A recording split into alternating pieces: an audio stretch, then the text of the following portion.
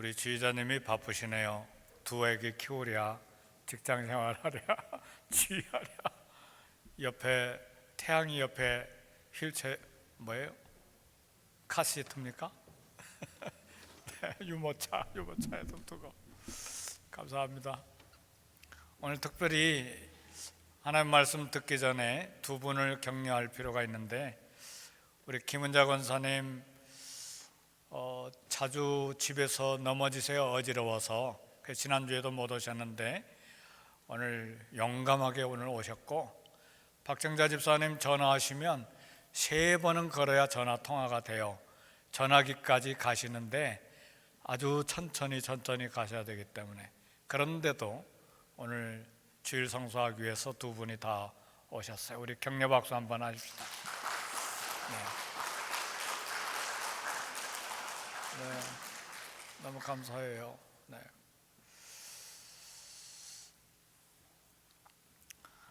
알래스카에서 있었던 일인데, 어떤 부부가 결혼하고 아기를 낳는데 산모가 너무 피를 많이 흘려서 출혈이 돼서 결국은 산모가 죽었습니다.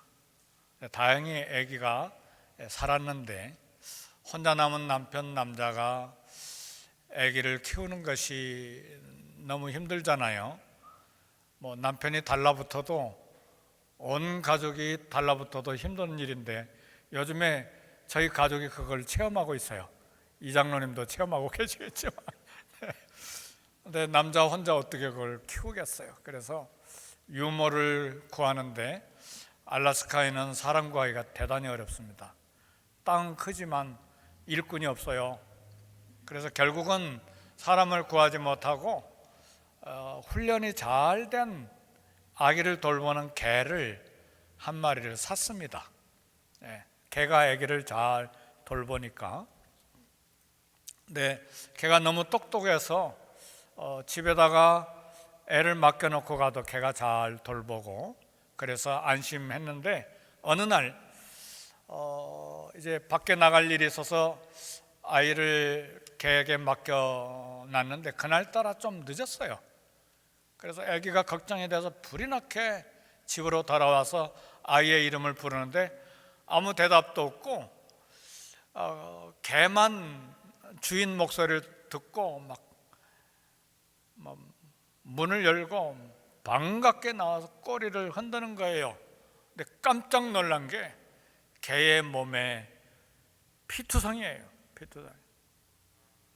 그래서 너무 놀래가지고 문을 열고 보니까 방바닥에 그리고 벽에 피가 여기저기 묻혀 있는 거예요.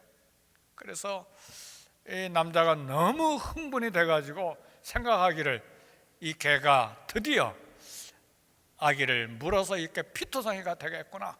그래서 총을 꺼내서 그냥 쏴서 그 자리에서 죽여버렸어요. 근데 총소리가 빵 나니까 아기 울음소리가 들리는 거예요. 그러니까 침대 한쪽 구석에서 아기가 막 우는 거예요.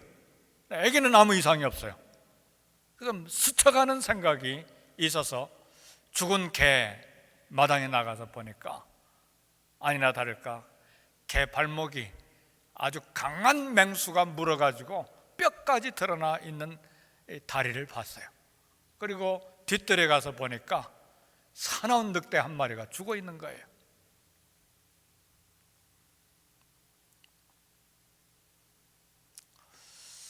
아기의 생명을 건지기 위해서 목숨을 바쳐서 늑대와 싸웠는데, 그 충성스러운 개를 주인이 한순간에 죽인 거예요. 이 이야기는 무슨 이야기냐면, 프레임 법칙이라는 게 있어요. 프레임 로우. 프레임이라고 하는 건 우리 한국에 정치 프레임 뒤집어 씌운다 그런 말 하잖아요. 프레임은 창틀이라는 말이죠. 창틀. 우리말로 좀 쉽게 말하면 생각의 틀이에요. 생각을 네모꼴로 할 수도 있고 세모꼴로 할 수도 있고 원형으로도 할 수도 있고 생각의 틀을 말해요. 그러니까 다시 다른 단어로 말하면 관점, 관점이라고도 말할 수 있는데, 똑같은 상황이라도 어떤 생각의 틀을 가지고 상황을 보느냐에 따라서 사람들의 판단과 행동이 달라진다는 그런 법칙이 프레임 법칙이라고 말해요. 대부분의 사람들은 고정관념이 있어요. 선입견이 있어요. 또 편견의 프레임을 가지고 있어요. 이걸 쉽게 바뀌지 않아요. 이미 창틀은 굳어져 있기 때문에, 관점, 생각의 틀도 이미 굳어져 있기 때문에 이것을 바꾼다든가 깨는 일은 결코 쉽지가 않아요. 우리 여기 창문 있는데 이걸 원형으로 한번 바꾸려고 생각해 보세요. 얼마나 큰 공사가 되겠나요? 우리 생각, 고정관념, 선입관, 편견도 이와 같은 경향이 있어서 참 바꾸는 게 쉽지가 않아요. 평생 그런 고정관념, 편견 속에서, 선입견 속에서 살아가는 경우가 많습니다. 그러나 오늘 이 도전을 드리는 것은 잠깐이라도 상대방 입장에서 생각을 해본다면 어떨까요?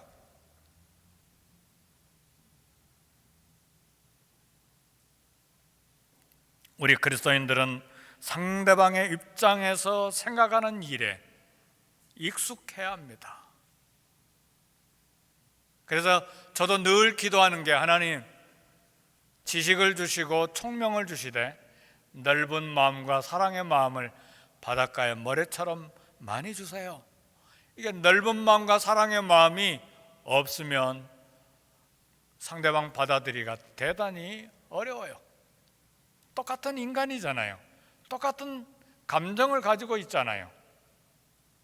그리고 수십 년 살아온 내 프레임이 있잖아요. 생각의 틀이 있잖아요.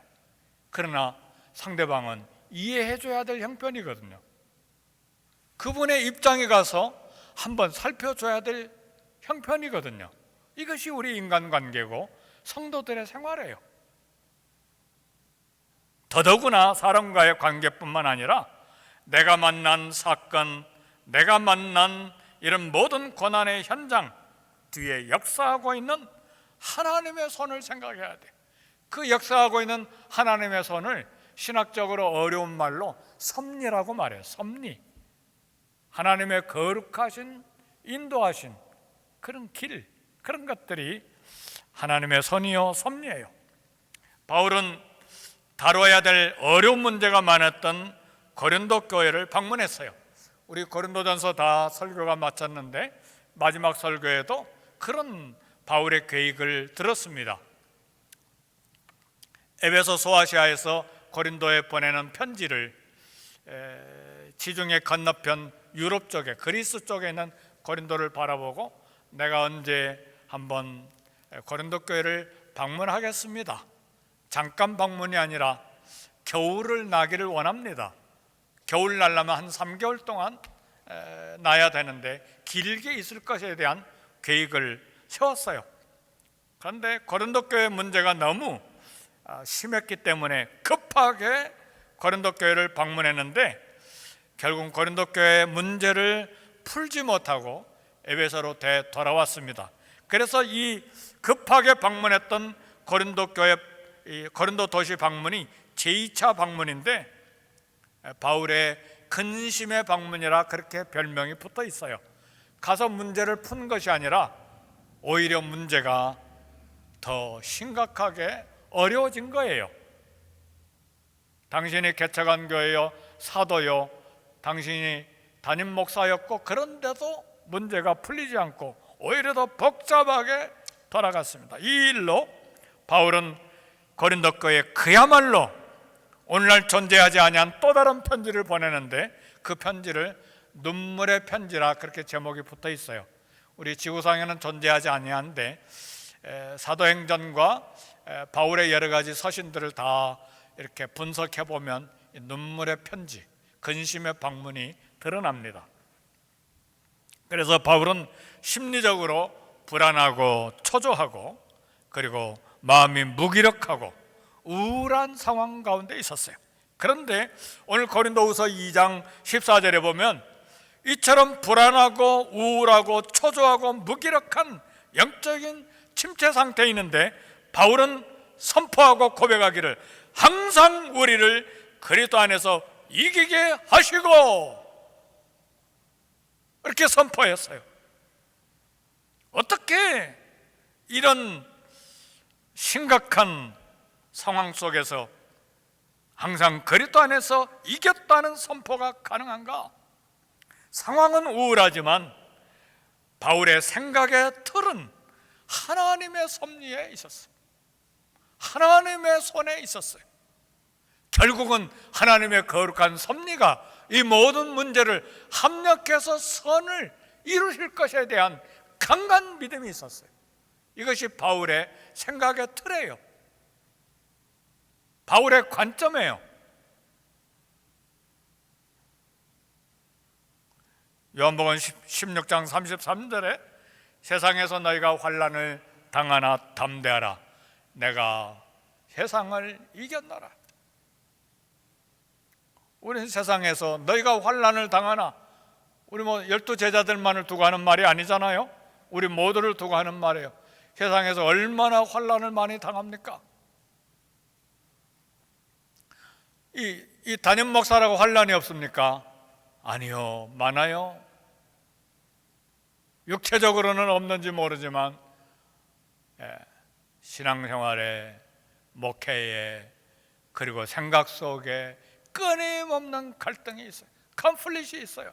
스트러글이 있어요. 그러나 주님이 세상을 이기셨어요. 세상에는 고난이 있고 악의 시스템이 있어요. 그럼에도 불구하고 주님이 사탄을 이기셨습니다. 그래서 모든 승리는 예수님 안에 있습니다.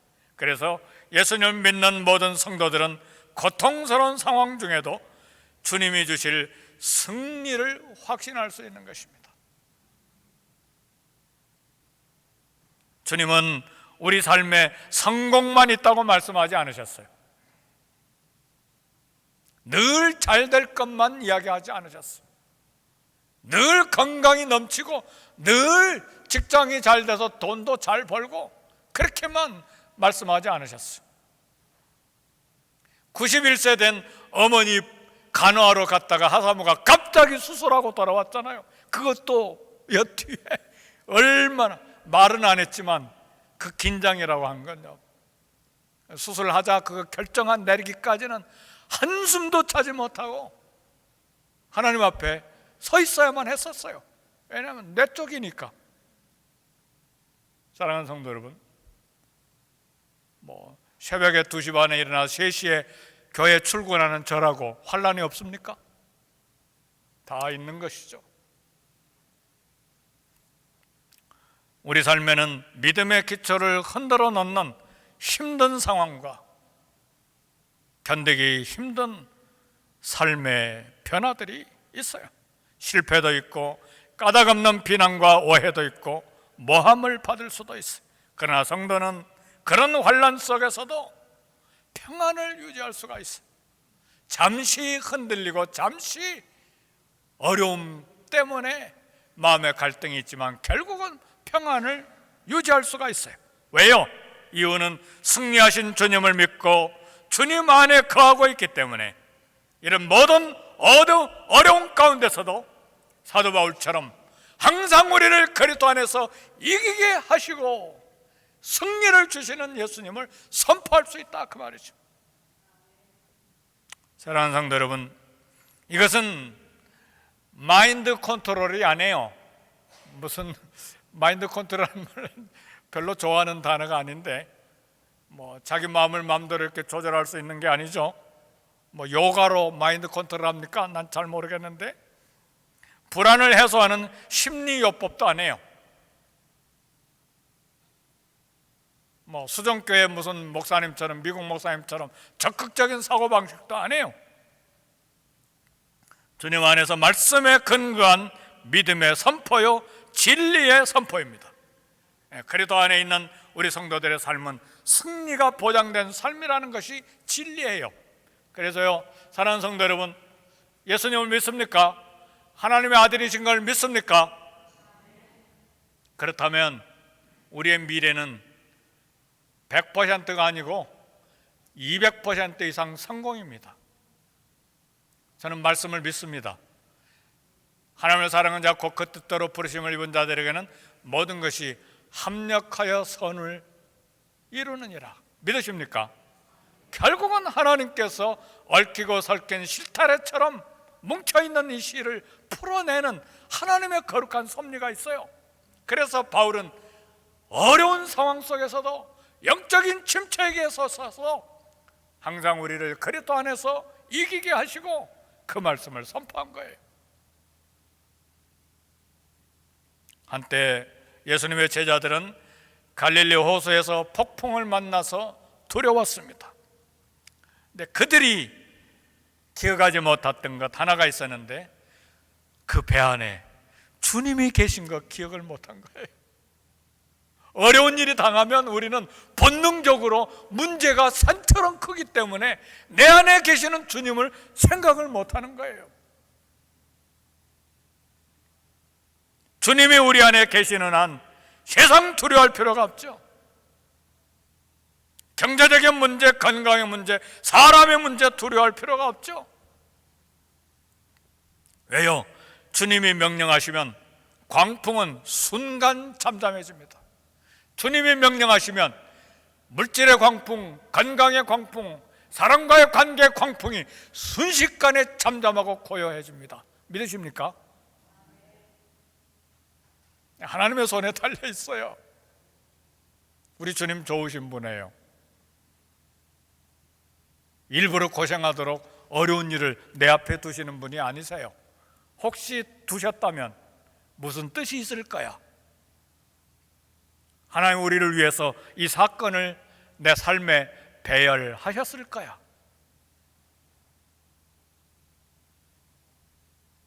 주님은 우리와 함께 하십니다. 세상 끝날까지 너희와 항상 함께 있으리라. 그래서 우리도 바울처럼 항상 우리를 그리스도 안에서 이기게 하신다, 그렇게 고백해야 돼요. 수요일날 많이 나오세요. 우리 김 목사님 설교가 대단히 파워풀합니다. 짧은 설교지만 평생의 경험 속에서 선포하는 말씀이에요. 그러니까 오세요. 네, 놓치지 말고. 네. 바울은 마음이 편하지 않았고 영적으로 큰 침체기에 있었어요. 아니, 사도 바울도 영적인 침체기에 있을 때가 있었나요? 두말할 것도 없죠. 원하는 바 선은 행치 아니하고 도리어 원치 않는 바 악을 행하는도다. 오라, 이 사망의 몸에서 누가 너를 건져내라. 얼마나 심각한 영적인 고민과 갈등 속에 있었습니까? 살 소망이 끊어져서 사형 선고를 받는 줄 알 정도로 낙심하고 처절하게 절망한 상태에 있었잖아요. 그리고 고린도 교회를 생각하면서 마음이 우울하잖아요. 근심에 방문하고 또 눈물의 편지를 보냈잖아요. 그리고 또 이제는 고린도 후서를 또 한 번 보내잖아요.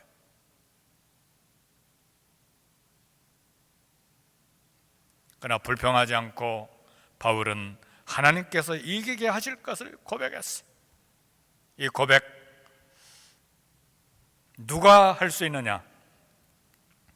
아무나 할 수 있는 것이 아니고 30년, 50년 예수 믿었다고 고백할 수 있는 게 아닙니다. 누가 이 고백할 수 있느냐?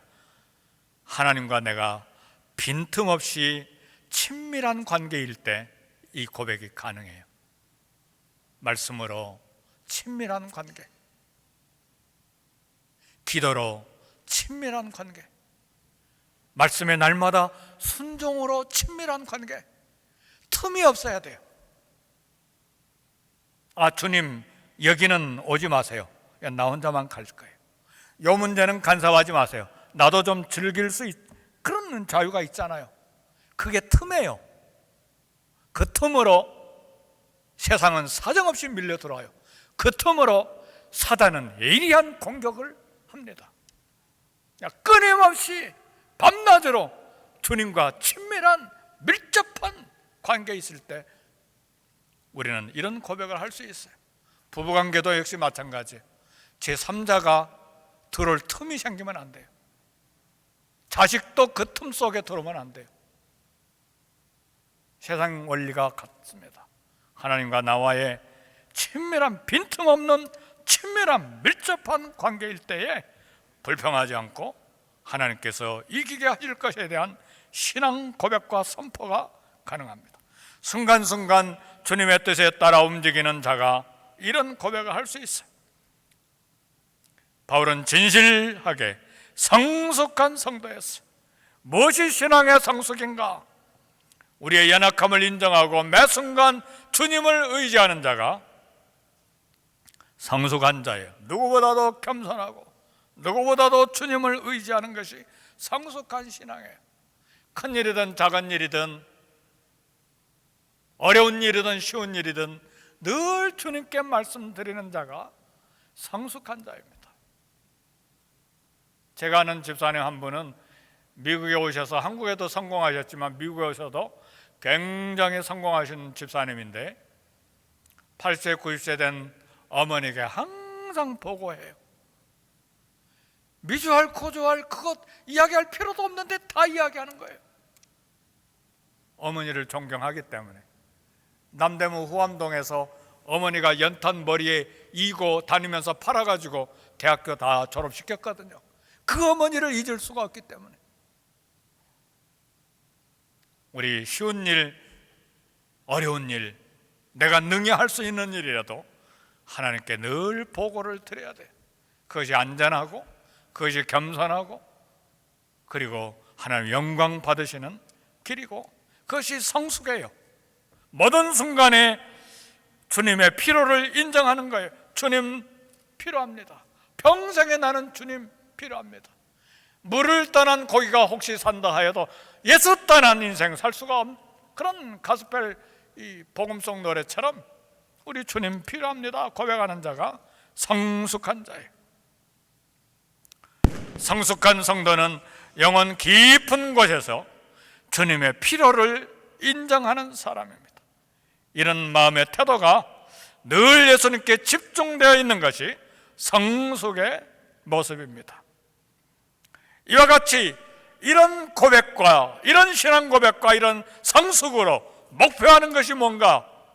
고린도후서 2장 10절에 보니까 우리로 말미암아 각 처에서 그리스도를 아는 냄새를 나타내시는 하나님께 감사하노라. 바울의 성숙한 믿음은 이런 고통스러운 상황에서도 하나님이 일하시는 것을 봤어요. 이것이 바울의 생각의 틀이에요. 프레임이에요. 관점이에요. 각 처에서 어디를 가든지 자기를 통해서 그리스도를 아는 냄새를 나타내시는 하나님 너무 감사합니다.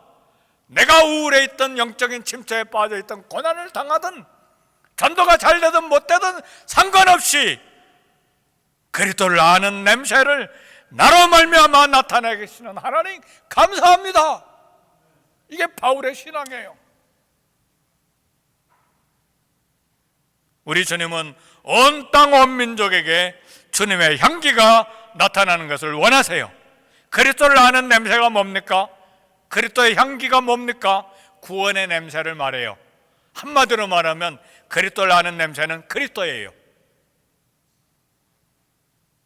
그리스도의 보혈로 모든 사람을 구원하는 것이 주님의 마음입니다. 주님의 소원이죠. 하나님 사랑하십니까? 예수님 사랑하세요? 주님의 소원을 좀 드려주세요. 아내 사랑합니까? 아내 마음 좀 살펴서 말하기 전에 좀 미리 해주세요. 생일도 미리 챙겨주고. 저는 잘 못하지만 그래도 난 꼭 아이들이 알려주면 하고 있죠. 꽃도 사고 케이크는 반드시 내가 사고. 지금 가정 이야기 하고 있는 게 아니잖아요. 주님 사랑합니까? 주님의 마음 좀 기쁘게 해드려 보시죠. 사랑하니까.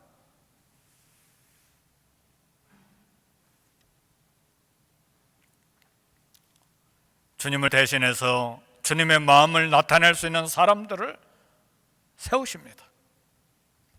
예수님이 죽으신 후에 그리스도의 냄새를 이방에 알리기 위해 세운 사람이 사도 바울인데, 바울을 통해서 주님을 만났던 수많은 사람들이 그리스도의 향기를 맡았어요. 그 결과로 수단 사람들이 그리스도께로 돌아오는 역사가 일어났어요. 이런 역사가 1세기를 살았던 바울에게만 주어진 일시적인 것이 아닙니다. 오늘 우리도 그리스도의 향기를 풍기도록 세워진 사람들, 우리 주님은 우리가 사는 각 처에서, 사는 곳에서 그리스도의 향기를 바라도록 우리를 세우셨습니다. 그래서 우리는 한남마켓에도 가고 H마켓에도 가고 시험마켓에도 가고, 그리고 각 처에서 전도하는 것입니다. 전도는 그리스도를 아는 냄새, 그리스도의 향기, 구원의 냄새, 그리스도를 전하는 것입니다. 그리고 더 그리스도의 냄새를 나타내는 일은 예수님 믿으세요 전도지를 전달할 뿐만 아니라 예수님을 밖으로 드러내는 일입니다. 나타내는 일입니다. 우리를 만나는 사람들이 그리스도의 향기를 맡을 수 있도록 우리는 해야 됩니다. 그래서 어느 곳에서 만나든지 이런 고백을 드려야 돼요. 당신 때문에 그리스도를 만났습니다. 당신의 삶에서 그리스도의 냄새가 났습니다. 굉장히 중요한 이야기예요. 전도하는 것도, 전도지를 돌리는 것도 1단계예요. 이 1단계를 막 이렇게 세우기 위해서 우리 김 목사님이 밤낮으로 애쓰시는데, 우리 함께 기도해야죠. 1단계를 지난 다음에 두 번째 단계는 그리스도의 냄새가 나야 돼요. 마켓에서 물건을 사고 나오는데 5불이 더 왔어요. 그럼 그 자리에서 보고 캐시어에게, 왜 5불을 나에게 더 줬어요? 이건 내 돈 아니에요. 받으세요. 여러 사람이 보는 앞에서 이야기해야 돼요. 그게 그리스도의 냄새입니다. 이 사람이 누군가? 캐시어가 깜짝 놀라고 주위에 있는 사람이 이 사람이 누군가? 크리스찬이야. 예수의 냄새예요. 예를 드는 거예요. 어떤 상황이든, 우리 직장에서든 가정에서든 우리가 교제하고 만나는 사람에게서든 그리스도의 냄새가 나게 해야 돼요. 주님을 따르고 주님의 말씀에 순종함으로 우리 주님이 나타나야 돼요. 나는 믿은 지 오랜 세월이 지났어요. 나는 할머니 때부터 믿어온 사람이에요. 그게 중요한 게 아니에요. 물론 그것도 신앙을 갖는데 기초가 됐지만 더 중요한 건 내게서 그리스도의 냄새가 나야 돼. 예수의 향기가 나야 돼. 말씀을 줄줄 암송하지 않아도 한 말씀 부여잡고 그대로 살려고 애를 쓰는 모습이 보여야 돼요. 이 말씀이 이런데 난 이렇게 살아야 돼. 그럴 때에 그리스도의 냄새가 나는 거예요. 존경이 가는 거예요. 그리고 영적으로 의지하는 사람이 되는 것입니다. 그거 대충 하고 그 정도야 그러면 문제가 심각해져요. 크리스찬으로 신뢰가 금이 가기 시작해요. 그래서 우리는 말씀대로 살아가는 것이 이게 간단한 문제가 아니기 때문에 늘 하나님 앞에 엎드려 겸손하게 의지해서 기도해야 됩니다. 손을 얹고 기도해서 병이 낫지 않아도 병든 자를 위해서 진심으로 기도해야 돼요. 가난한 사람들을 위해서 큰 돈을 기부하거나 헌금하지 않아도 돼요. 작은 것이라도 나누고 위로하라는 마음이 있어야 돼요. 그리스도를 아는 냄새를 나타내려면 우리 삶의 근본적인 변화가 필요해요. 그래서 우리 기도하고 말씀의 부흥이 일어나자고 하는 건 말씀의 부흥, 뜨거운 부흥이 일어나서 내 마음이 뜨거워져서 내가 평안하고 담대해지고 용기가 생기고 일이 잘 되고, 그러나 부흥의 또 다른 단어는 영적인 대각성입니다. 평양에 부흥이 일어났을 때 막 교인들이 막 엄청나게 불어나는 것이 아니라 영적인 대각성이 일어났어요. 목사님부터 시작해서 장로님으로 시작해서 모두 다 공개적으로 회개하고 마룻바닥에 뒹굴면서 기도할 때 산정형교에서부터 대부흥이 일어나서 한국 강산의 부흥이 일어난 거예요. 그 부흥 때문에 우리 한국은 일본 36년을 견디고 유교 사변을 견딜 수가 있었어요.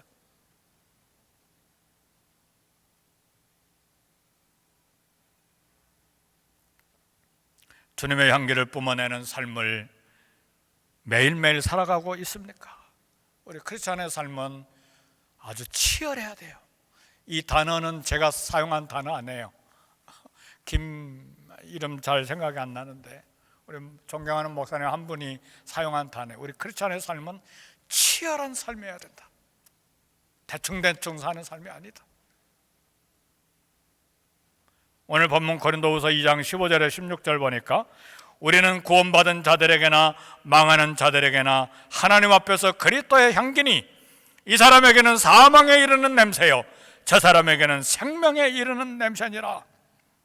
냄새는 그리스도를 말하는데 그리스도에 대해서 어떤 반응을 하느냐에 따라서 생명에 이르는 냄새, 사망에 이르는 냄새가 갈라지게 된다 그 말이에요. 그리스도를 영접한 자에게는 그리스도가 생명의 향기가 되고 복음을 거절한 자에게는 그리스도가 사망의 향기가 된다 그 말이죠. 그래서 오늘 우리 성도는 우리가 움직이는 것은 그냥 움직이는 것이 아니고 우리 성도가 움직이는 것은 생명과 사망을 전달하는 놀라운 움직임입니다.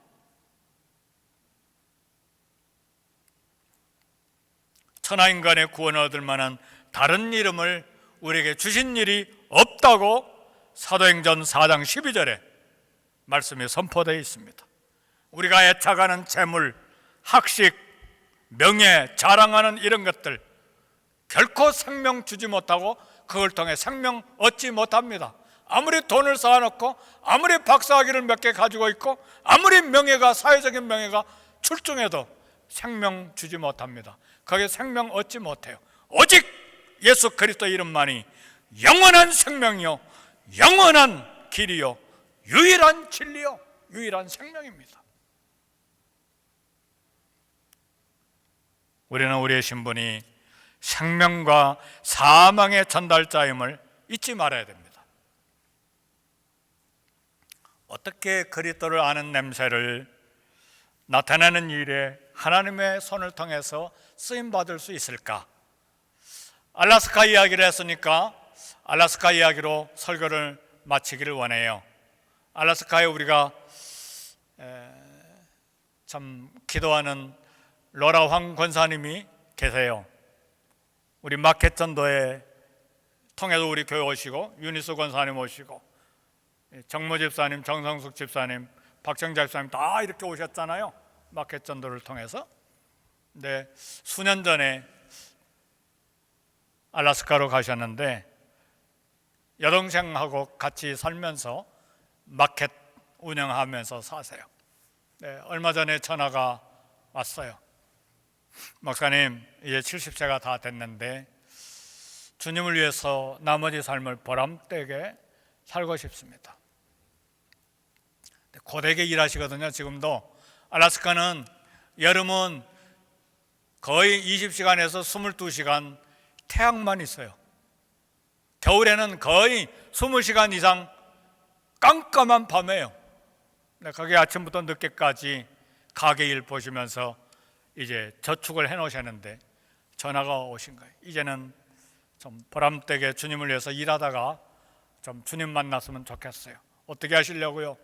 한국에 농촌에 미자립교회 하나 돕기를 원해요. 그래서 김제 영광교회를 소개해드렸어요.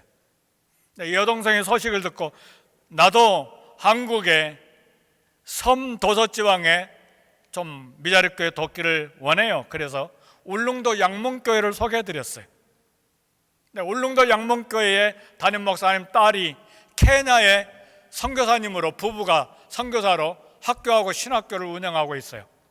거기도 하겠습니다. 그래서 이 두 자매님이 할머니도 자매잖아요. 자매님이 3군데 1,500불을 보내고 있어요.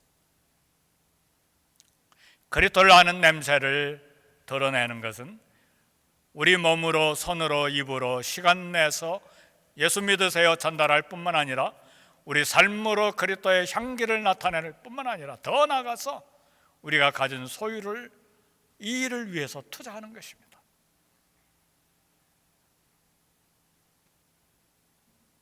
9월 달부터 우리 주보에 안성열 선교사님 선교 편지를 한 달간 연재하고 있는데 내년 9월에 은퇴하세요. 편지 내용 읽어보셔서 아시겠지만 후임자를 구하는데 벌써 2, 3년 전부터 후임자를 구하는데 저에게 이야기하셨어요. 후임자가 안 나타나요. 스페니쉬도 아니고 영어도 아니고 화라나 더치어를 사용하기 때문에 선교 지원하기가 쉽지도 않아요. 근데 내년 9월이면 은퇴해요. 그래서 선교사님 좀 보내주세요 하고 거기 편지 나와 있잖아요. 우리가 있는 곳에 집세 낼 필요 없습니다. 선교관이 있으니까. 그리고 100m, 200m 가까운데 학교들이 있습니다. 내가 개척한 가나안 중학교도 100m 전방에 있어요. 국제공항 옆에 있습니다. 가까운데 보건소도 있습니다. 집세 낼 필요 없고 숙소가 25명 잠잘 수 있는 선교관도 있습니다. 오세요. 다 읽어보셨나요? 읽어보시고 좀 제가 기도하겠습니다. 그런 전화가 한 통이라도 와야 되는데 석 주가 됐는데도 아무 소식도 없어요. 우리는 해야 합니다. 그리스도를 아는 냄새는 낭만적이고 고상하고 분홍 색깔의 이런 그런 이야기가 아니에요. 실제예요. 우리 삶에서 해야 될 일들이에요. 그 어려운 일도 아니에요. 알라스카의 두 자매가 1,500불 3군데 돕고 있는데 우리 교회가 그거 왜 못합니까? 몇 사람 마음 합하면 수리남에 후임 선교사 파송할 수 있죠. 능히 할 수 있죠. 마음에 달려 있죠.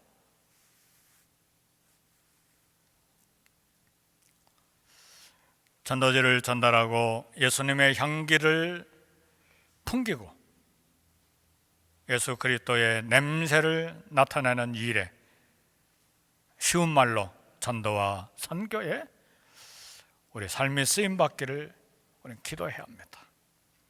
그리스도의 향기를 나타내므로 생명을 얻게 하는 일에 쓰임받는 저와 여러분이 되시기를 주의 이름으로 축복합니다.